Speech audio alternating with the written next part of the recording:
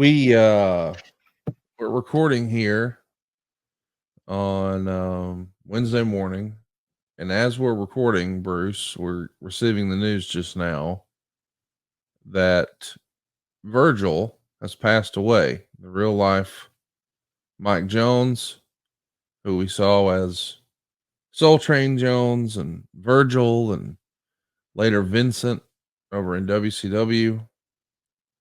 Man, what an iconic character from the 1980s as part of the extension of the Million Dollar Man character. I mean, this guy was in video games and all those vignettes and NBC and WrestleMania, and sort of WWE at its peak, right, Bruce? Woo! Yeah, this is all real time.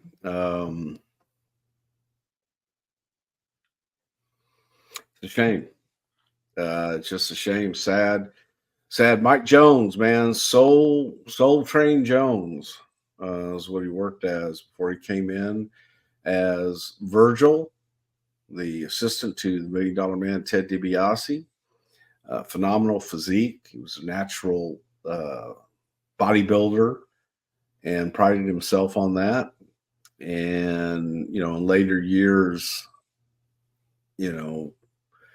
I think that people had a little fun with the character, but sad day, man. Very, very sad to hear the passing of Mike Jones and Virgil. That's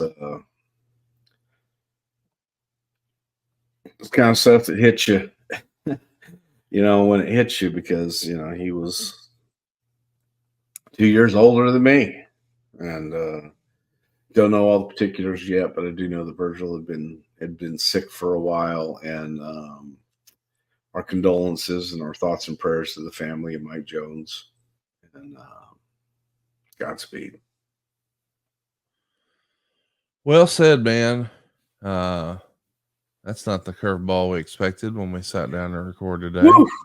And funny is, I was checking. We got no one's heard yet, and then immediately, right after that, yes, it's confirmed. And yeah, like, wow.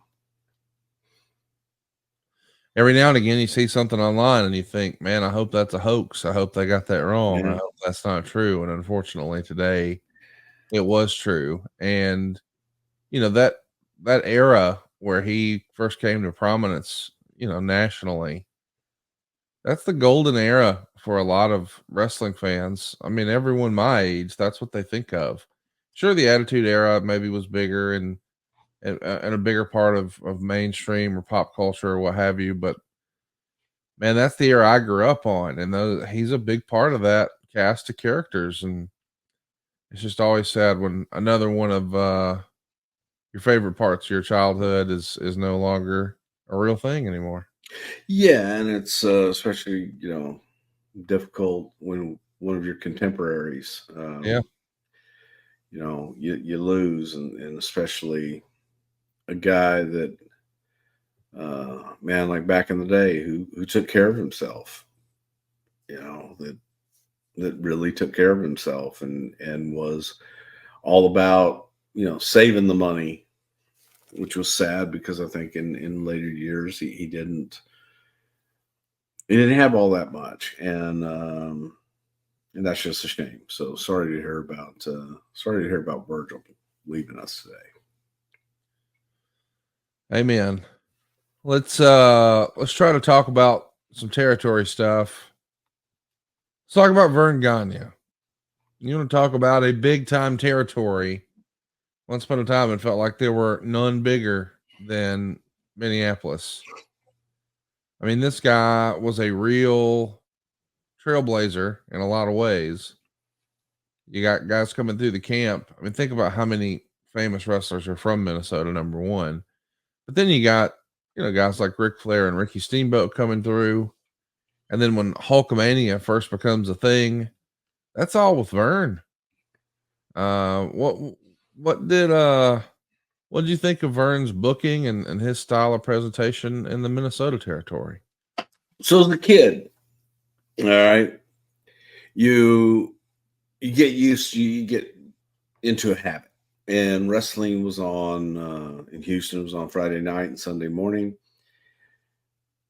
And I knew those stars. But whenever I would go anywhere, whether it was Fort Worth to see my brother, or every summer I had to go to Hornick, Iowa. That's right. Look it up. Hornick, Iowa, to visit my dad's parents and his family. And all I would look forward to was I would ask everybody, man, when's wrestling on? What time is wrestling on? And it was on Saturday morning there at about 10 or 11 o'clock in the morning. The whole trip, I did everything my dad asked me to do. All I wanted was to see wrestling. And they had the AWA wrestling from wherever the hell it was shot at the time, Minneapolis, but it was a studio wrestling show. So I wasn't really used to that. I hadn't really seen that before. And they had Vern. I want to say during that, they had Larry Hennig. They had Dr. X. And, oh, God, maybe Bulldog Bob, Don Kent. Let me put it this way. It was so different because everybody looked old. You know, Vern wasn't that old, but Vern was prematurely bald.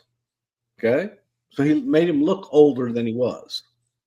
And Vern, incredible athlete. All right. Vern could do anything. Incredible athlete. Yeah, you show a picture of him in 1930 when that's like he just came out of the womb there, where he had hair. But it felt old and it was slow. And the commentators were over the top. Oh my God, look at that! And they were trying to make something that was not that exciting. Now, if that's what you grew up on, and that was the only thing that you saw, then by God, it was exciting. It was great. But coming from what I had been exposed to in Texas, man, it wasn't that exciting. It was, to me, it was slow. It was boring. It was wrestling, not wrestling. It was wrestling. And that's what Vern focused on.